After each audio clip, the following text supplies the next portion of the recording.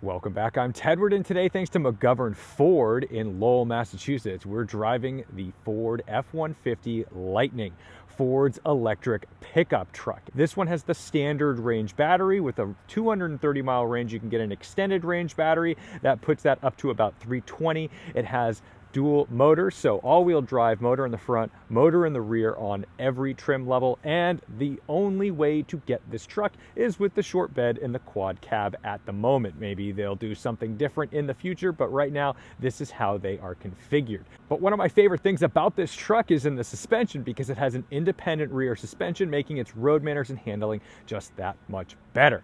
The other thing about this vehicle is the fact that it is so quiet and usable, and you don't feel like you're just sucking down fuel every time you run off to the store. This is a really usable thing, and it gets something about like 70 mpge, if that is a metric you are familiar with. Now, charging this vehicle isn't the fastest out there because it is capped at 155 kilowatts, I believe. And you may notice that on the side here, you've got what looks like a charge port. That one is a fake. That's a fraud. This one is the real deal over here. So just like any non-Tesla vehicle, we've got our CCS fast charging DC port here.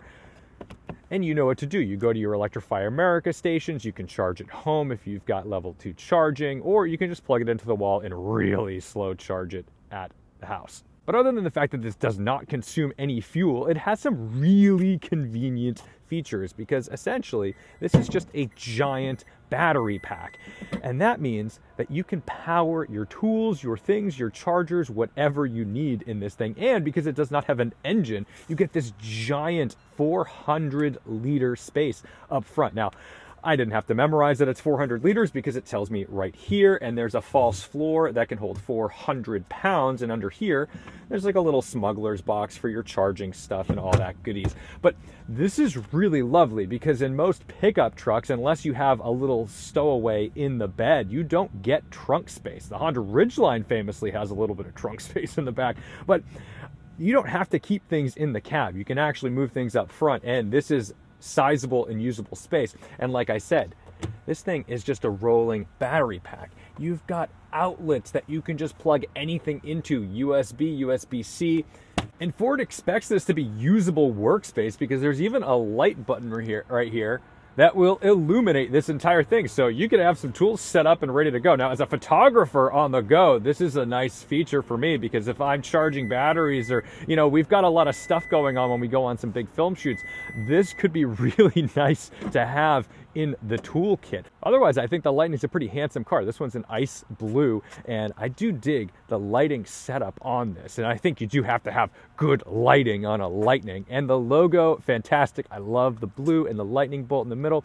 And then back here, of course, you know, pretty typical standard stuff, aside from the fact that you get this lovely lift gate, which is powered. You know, I don't need to be dealing with all of that. And then we have more charge ports back here, even 240. So you can power some pretty beefy things, including your home, because if you do lose power, Ford loves to claim, I mean, it's functional, that you can basically use this as a generator, as a battery pack. So if you do lose power in the house, you can plug the house into the Ford Lightning, assuming it's got enough charge to do the job. Of course, back here, you still have typical Ford stuff. So, you know, you can pop all this together so that way you're not tripping over yourself to get up into the bed. And that's the deal. It's a very usable pickup truck, like any normal pickup truck, just the fact that it doesn't use any fuel. Inside, Ford did not stray away from being a pickup truck. It's still incredibly normal to anyone who's owned an F-150. They didn't go all futuristic and try to confuse their customers. You've still got this fold-up bench in the back. There's tons of space here in this quad cab.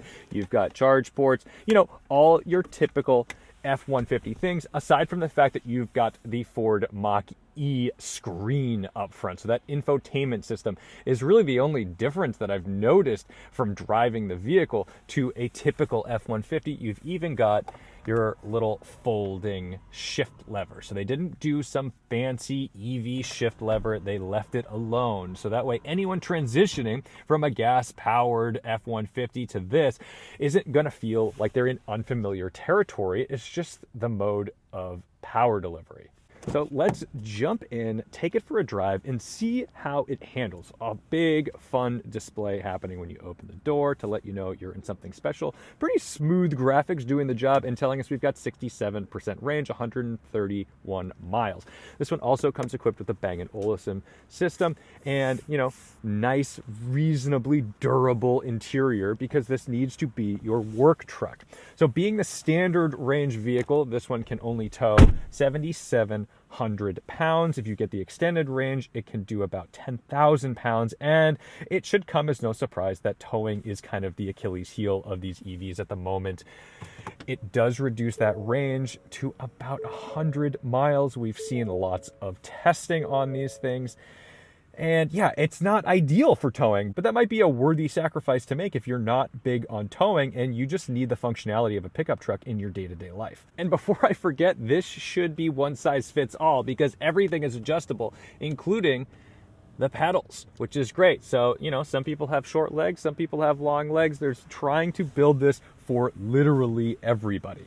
In terms of storage, you still have your deep cavernous center console, and now, of course, in the new F-150s, you know, you can fold this down into a table to eat your lunch, put your laptop down on the work site, all of the things. We have our vehicle equipped with a heated steering wheel, which is nice. It is December, and I am cold. So, off we go.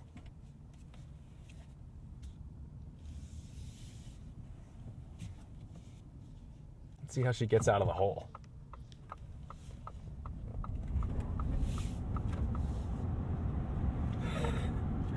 It's a silent killer, man. This thing's really quick. This being the lower powered version of the car has about 450 horsepower, but it still has 775 pound-feet of torque. That's pretty monstrous. So you're looking at a reasonable 0 to 60. The extended range, higher power one is somewhere in the 4-second range. This is probably somewhere between 4 and 5. Not a big deal because it doesn't matter. Guaranteed. You're not driving a pickup truck much faster than this unless you've got a Ram TRX. And you're certainly not doing it anything near the fuel economy or efficiency of this thing. When you get on the brakes, we've got our recharge coming in. We can get our one pedal driving, but of course, it's still always trying to recuperate energy under braking. So that allows us to get on the brakes a little bit without engaging those brake pads while it recharges and uses regen. Instantaneous torque is something very unique to this pickup truck because what I'm used to in a Ford F-150 is a responsive turbo V6 that's gear hunting through a 10-speed automatic. No longer are we going to be gear hunting through a 10-speed automatic. No longer am I going to watch those revs go up and down and up and down and up and down 100 times. And now I just put my foot on the throttle and it takes off like a rocket. It's insane. This is the straight line performance of an F-150.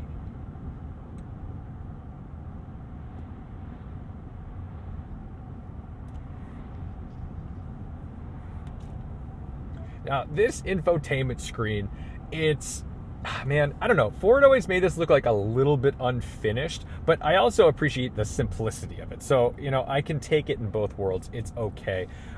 They give you a few different ways to display your center screen and all that stuff. They, you know, you can simplify and, you know, add lightness, as they say, so you don't have to stare at too much calamity, but it doesn't really matter.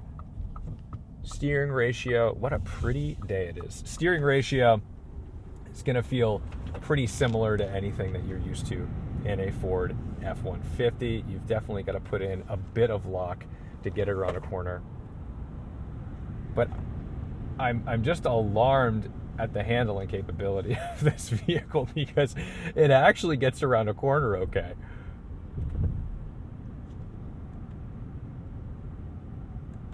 Okay.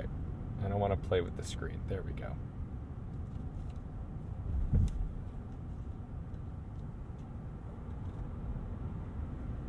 I will say it still very much feels like a Ford F-150 in terms of the size. It's not small. I mean, you get in and you're very familiar with this cabin. This does not feel unusual. It is unusual that it is silent. There's like nothing going on in the way of sound. These electric motors are really quiet, and I believe you need to get a higher trim level to get kind of the fake noises. So if you need the fake noises and you want higher range and all that stuff, then you go up another trim level. But it is relaxing. So let's throw it into sport mode. This also has the ability for one pedal driving, which will, you lift off the pedal and it slows down to a stop. Pretty standard stuff, but it works pretty well.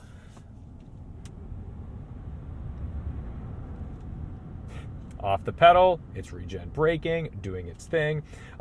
I think it does a pretty good job coasting on its own because it's still regenerating when you're coasting. It's not like that goes away completely. It's just that it's not as abrupt and aggressive. So for someone like me who doesn't usually drive electric vehicles, that might be the ticket until I get fully used to it, because I don't like that sensation of lifting off the throttle and the car just nose diving forward. It's not as aggressive as the Teslas, but it's still more aggressive than a typical regen coast.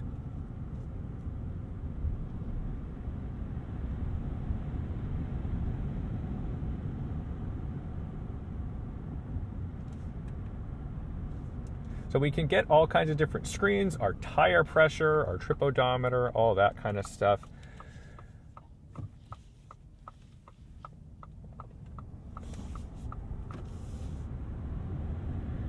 I really want to drive one of these in the snow. I think it'll be an absolute hoon.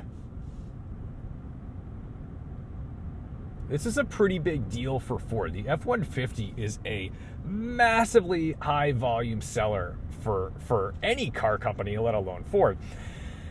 Pickup trucks are like the #1 vehicles on the road. It's wild. So the ability to have an efficient pickup truck, an electric pickup truck that is no longer going to cost you over $100 to fill a fuel tank, it's a pretty massive step in the right direction for a lot of people. There's always been a lot of like social consternation and sort of like machismo against EVs or hybrids. It's too easy to punch down and make fun of a Prius. It's honestly at this point in the game, it's a little lazy. And the new Prius looks pretty dope, so I have to give them a lot of credit. That's a beautiful car. But now that EVs are becoming more mainstream, and that when EVs come out, they're not the Nissan Leaf, they're not the e-Golf. They can charge like this one from like 15 to 80% in like 40 to 45 minutes. They become a lot more usable. The range is no longer 100 miles. It's 200, 300, 400 miles. That's a big deal. And the fact that we're able to get EVs in shapes and sizes that we weren't able to do not that long ago is massive, because now it's not a big statement about the environment or your personality or whatever. It's just like a convenience factor. And if I don't care how macho you are, I don't want to pay $150 or $200 every time I fill my giant fuel tank. That's not fun. That doesn't make me feel manly. I would rather save money and still have the functionality of the truck that I need. See how she gets into a corner. A little bit of understeer, you just pull off the throttle and it does its thing. I mean, look, it's a pickup truck, guys. We're not on performance rubber, and we don't want to go and just waste this for the sake of wasting this. But it still gets into a corner, it still exits a corner nicely, and when you're getting on the highway,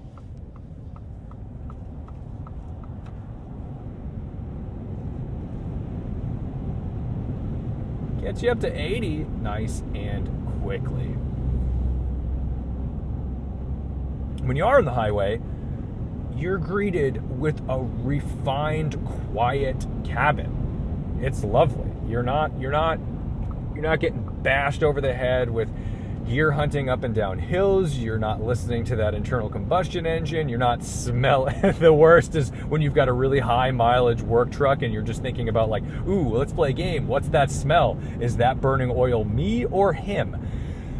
This is nice. It really is. And I know it's not going to work for everybody's use case because some people are towing boats, they're towing lawn equipment, they're towing cars. They need to go vast distances with a payload. However, for most people with a pickup truck, this is an excellent start. And we do have to start somewhere. And the fact that Ford has started says a lot, because I cannot go out and test drive a Tesla Cybertruck at the moment because it does not exist.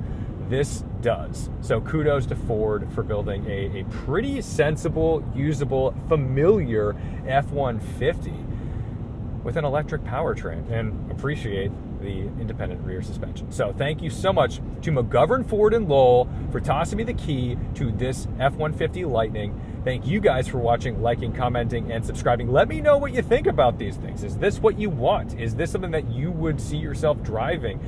What do you want out of the car that it doesn't currently have? What are your deal breakers? What are your deal makers? Don't forget to respect the drive, and I'll see you in the next one.